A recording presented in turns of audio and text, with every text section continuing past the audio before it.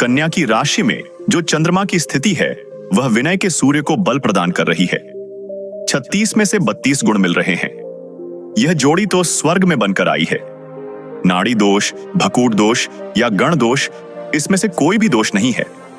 आप आंख बंद करके इस संबंध के लिए हां कर दीजिए। इससे आपके कुल की कीर्ति और बढ़ेगी। यह सुनते ही पंडित जी और नाई के चेहरों पर खुशी की लहर दौड़ गई।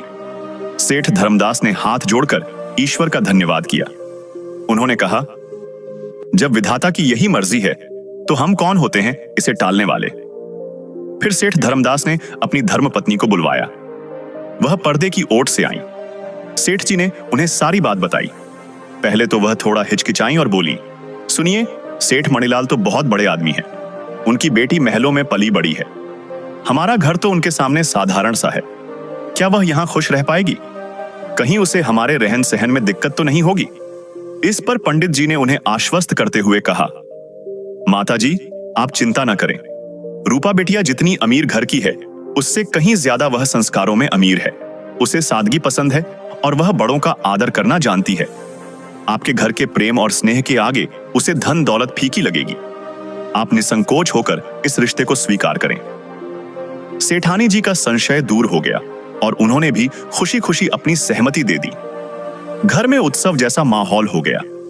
सेठ धर्मदास ने तुरंत रसोइये को आदेश दिया कि आज मेहमानों के लिए 56 भोग तैयार किए जाएं। रात को भोजन के समय पंडित जी और नाई के सामने तरह तरह के व्यंजन परोसे गए। शुद्ध घी की महक और घर का बना स्वादिष्ट भोजन खाकर वे तृप्त हो गए। भोजन के बाद सेठ धर्मदास ने उन्हें विश्राम करने के लिए एक हवादार कमरा दिया, जहां उनके सोने का उत्तम प्रबंध था। उस रात पंडित जी और नाई को बहुत गहरी नींद आई, क्योंकि उनके सिर से एक बहुत बड़ा बोझ उतर चुका था। उन्हें वह मिल गया था जिसकी तलाश में वे महीनों से भटक रहे थे। अगली सुबह जब सूरज की पहली किरण के साथ पंडित जी और नाई ने जाने की तैयारी की, तो सेठ धर्मदास ने उन्हें खाली हाथ नहीं जाने दिया।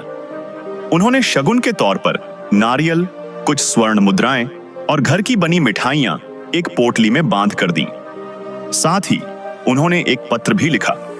उस पत्र में सेठ धर्मदास ने लिखा था, परम आदरणीय सेठ मणिलाल जी, सादर प्रणाम। आपका प्रस्ताव पाकर हम धन्य हुए।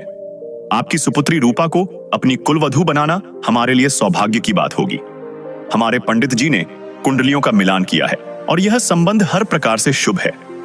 हम आपके संदेशवाहकों के साथ अपनी सहमति भेज रहे हैं। आप जैसा उचित समझें आगे की तिथि तय करें। हम आपके आदेश की प्रतीक्षा करेंगे। आपका स्नेही धर्मदास। पत्र को लिफाफे में बंद करके उन्होंने पंडित जी को सौंपा। विनय ने भी आकर दोनों के चरण स्पर्श किए और उनका आशीर्वाद लिया। पंडित जी ने विनय के सिर पर हाथ रखकर कहा, जीते रहो बेटा, तुम्हारा भविष्य उज्जवल हो। जल्दी ही हम बारात लेकर आने का न्योता भेजेंगे।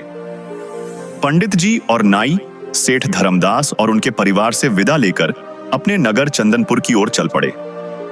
अब उनके पैरों में थकान नहीं थी, बल्कि एक नई ऊर्जा